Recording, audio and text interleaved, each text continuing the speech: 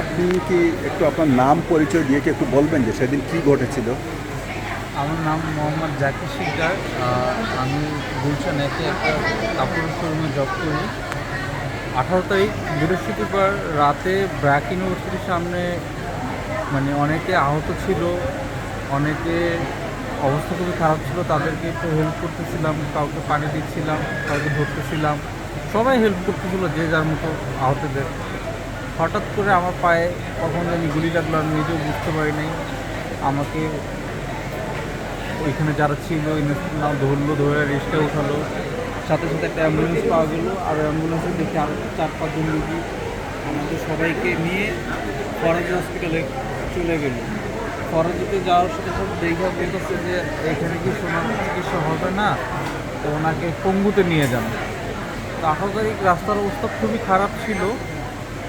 ওইখান থেকে আমি অ্যাম্বুলেন্স ড্রাইভারকে বললাম, আমাদের দুজনকে উঠালো, যে আপনি ঢাকা মেডিকেল কাছে হবে, একটু আমাদের ঢাকা মেডিকেল নিয়ে যান। আমার প্রচুর ব্লাডিং হচ্ছিল, মানে আমার মানে সেন্স চলে যাচ্ছিল, এরকম একটা অবস্থা। যে ওইখানে গেলে যে প্রাথমিক একটা চিকিৎসা এটা তো পাবো, তারপরে না হয় ওইখান থেকে ওইখানে আমাদের রেফার করবে। এই ভিতরে আমার সাথে যে অ্যাম্বুলেন্স একজন ছিল, সাথে অ্যাম্বুলেন্সের ভিতরে উনি ডেড হয়ে গেছে। আমরা মানে আধা ঘন্টার ভিতরে আপনার ঢাকা মেডিকেলে গেলাম। ওইখানে যাওয়ার পরে দুই হাতে দুটো স্যালাইন বসালো, আর বললো সাথে সাথে 3 ব্যাগ রক্ত ম্যানেজ করেন।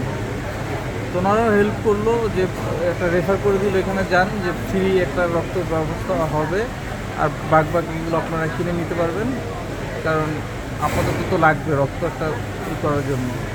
তো এখানে এক্সরে করার পরে ওইখান থেকে আমাদের রেফার করে দিল এনআইসিবিডি, যে পঙ্গুতে নিয়ে যান আর এনআইসিবিডিতে নিয়ে যান, রগের প্রবলেম আছে। এনআইসিবিডিতে আসলাম, আসার পরে ওরা বললো যে আমরা রগের কাজ করবো, আপনারা আগে হাড়ের কাজ করে আসেন, পঙ্গু থেকে হাড়ের কাজটা করে আসেন। তো রুগীর এত সিরিয়াল, প্রচুর সিরিয়াল ছিল।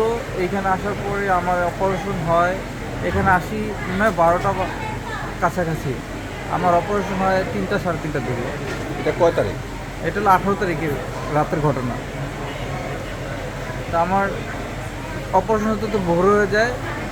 ভোরবেলা আমি ডক্টরকে আমরা মানে ডক্টরের এই রেজাল্টের জন্য বসে আছি যে কী বলে।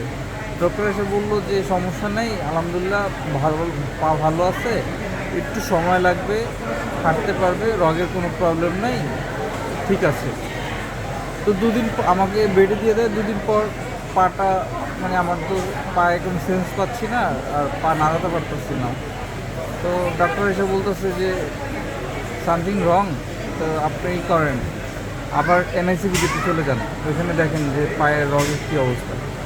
ওনারা আবার এনআইসিবিডিতে পাঠায়। ওইখানে যাওয়ার পর আমার পাটা পুরোটা ফাড়ে। পায়রা দেখে যে অবস্থা ভালো না, রগ কাজ করতেছে না, মানে ওটা 6 ঘন্টা না 8 ঘন্টা একটা মানে ভালো থাকে কাজ করানোর জন্য। তো ওই টাইমটা পার হয়ে গেছে।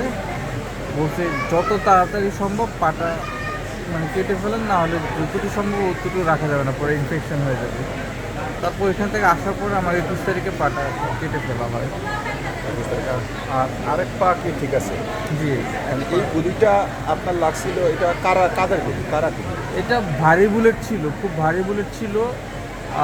ওই ওদিনকে হেলিকপ্টার থেকেও ফায়ার হচ্ছিল, আর দূরে বিজিবি ছিল।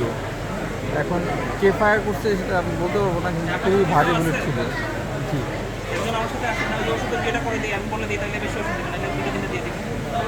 আপনি কোথাকার শিক্ষার্থী? আমি জব করি গুলশান একে, আমি শিক্ষার্থী না। আমি এখন আপনার চিকিৎসা কেমন চলছে? এখন এখন একটু ভালো চলতেছে চিকিৎসা, কিন্তু রিলিজ দিয়ে দিবে বাসায় যাওয়ার পরে আমার খুবই টেনশন হচ্ছে যে আমি এই বাসায় যাওয়ার পর আমি এই চিকিৎসা ব্যয়টা কীভাবে বহন করব।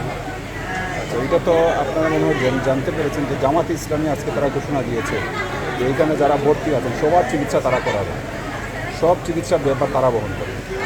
সরকারিভাবেও তো আপনার ঘোষণা দিচ্ছে যে আমাদের পুরো চিকিৎসা ফ্রি হবে। তো যখন আমাদের রিলিজ দিয়ে দিচ্ছে, তো বাসায় গেলে আমাদের চিকিৎসাটা কীভাবে হবে? আমাদের প্রতিদিন ড্রেসিং করতে হয়। তা আমি বাসায় যখন যাব, আমার প্রতিদিন ড্রেসিং আমি তো এখানে এসে করতে পারবো না। আমার যদি ওইখান থেকে আমি বাড্ডাতে আমি থাকি, বাড্ডা থেকে যদি আমি এখানে আসি ড্রেসিং করতে, আমার অ্যাম্বুলেন্স ভাড়ায় চলে যাবে 3,000 4,000 টাকা আপনার বাসা কোথায়? বাড্ডাতে। বাড্ডা। বাড্ডার আশেপাশে কোনো সরকারি হসপিটাল নেই, এক আছে কুর্মিটোলা, আর এক আছে আপনার মুগদা কিংবা ঢাকা মেডিকেল, না হলে এই যে কুমিল্লা। আপনার ফ্যামিলিতে কে কে আছে? আমার ফ্যামিলিতে আমরা 4 ভাই 1 বোন, আর আমার মা, আমার বাবা মারা গেছে 2007-এ। তা আপনি কি সবার বড়? না, আমি তৃতীয়, আমার বড় 2 ভাই আছে, আমরা 2 ভাই 1 বোন, আর আমার আম্মা একসাথে থাকি। তাদের মানে আমি জব করতাম, তাদের দেখাশোনা আমি করতাম। আর বড় 2 ভাই বিয়ে করছে, আলাদা থাকে। ও আচ্ছা, তার মানে আপনার ইনকামটা এখন বন্ধ হয়ে গেছে। জি, আমার ইনকামটা তো এখন বন্ধ। তা আপনাদের বাড়ি কোথায়? আমাদের বাড়ি মাদারীপুর, গ্রামের বাড়ি মাদারীপুর। মাদারীপুর। তো আপনি একে আপনার কন্ট্যাক্ট নাম্বারটা বলবেন? জি, আমার কন্ট্যাক্ট নাম্বার হলো 01747 444 338।